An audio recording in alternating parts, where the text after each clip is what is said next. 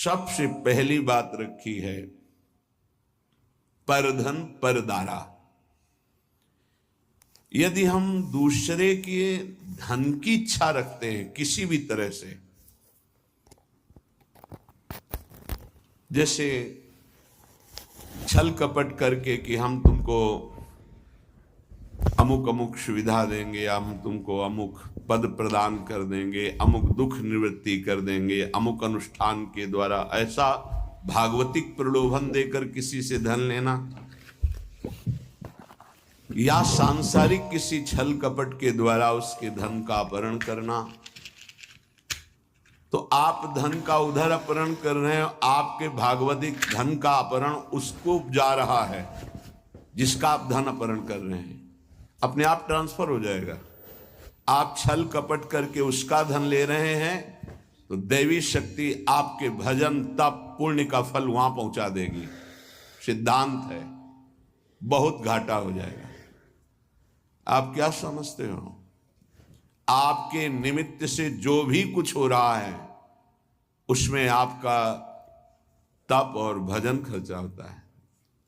इसलिए किसी भी बहाने से ये परधन का प्रतिग्रह या परधन की चोरी या परधन का अपहरण की भावना न रखे, चाहे धामवासी हो या धाम आश्रित हो। इससे आपके सीधे भजन पर फर्क कैसे नहीं पड़ेगा? भावना है, प्रिया प्रीतम साथ चल रहे हैं, सखियां सामने संगीत बजा रहे हैं, तो हिसाब किताब प्रिया प्रीतम अपने पीछे उनकी सेवा में वो प्रार्थना कर रहे हैं, स्वीकृति हो रही, मेरी प्रियाजू की इच्छा है। इसलिए कहीं कर्ता भाव नहीं, कहीं प्रतिग्रह का भाव नहीं, कहीं स्वीकृति भाव नहीं, कहीं अहम भाव नहीं। अब वो कृपा सीधे प्रिया प्रीतम संभालेंगे, आप वहां कहीं नहीं है। आपको लाखों प्रणाम कर रहे हैं, आपकी भावना मेरे प्रिया प्रीतम मेरे साथ चल रहे हैं, उनको नमस्कार हो रहा है, मैं तो उनकी सेवा में चल रही हूं, खत्म। अगर मेरे को प्रणाम तो हिसाब उसका देना होगा। अगर प्रिया प्रीतम को प्रणाम हो, आप सेवा में आप केवल देख रहे हैं, वो हिसाब प्रिया प्रीतम, वो अमोघ आनंद समुद्र है। हर जीव का परम कल्याण एक निमेष मात्र में कर देने की सामर्थ्य हमारे प्रिया प्रीतम में है। निमेष कहते हैं पलक झपकने के समय को। परदार, चाहे गृहस्थ में हो, चाहे विरक्त में हो, चाहे वृंदावनवासी हो या वृंदावन के आश्रित हो, परिस्त्री के प्रति काम भाव से दर्शन करने से सारे सुकृत नष्ट हो जाते हैं। और कहीं उनके अंग प्रत्यंग का अचानक दर्शन हो जाता है तो दोबारा दृष्टि नहीं जानी चाहिए। अगर एक बार आपने देखा, दोबारा फिर काम भाव से देख लिया तो आपकी तपस्या, आपके सुकृत सब ढक जाएंगे।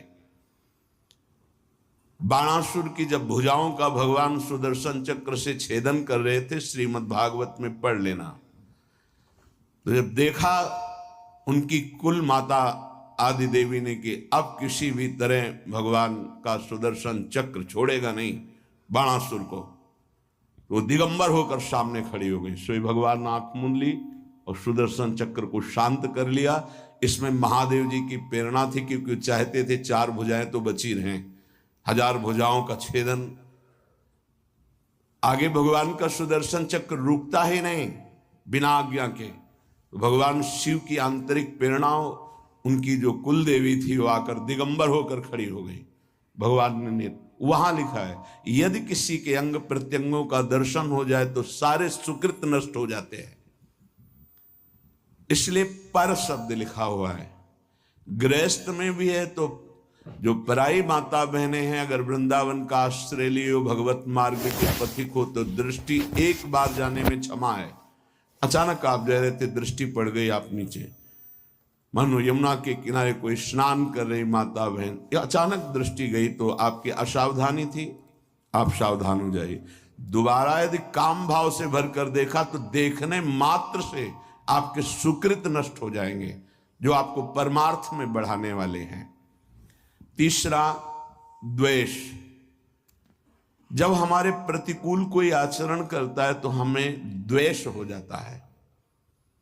ये द्वेष बहुत ही घातक है, प्रायः सबके हृदय में रहता है और वो जलाता रहता है। जरा सी प्रतिकूल बात पर द्वेष हो जाएगा,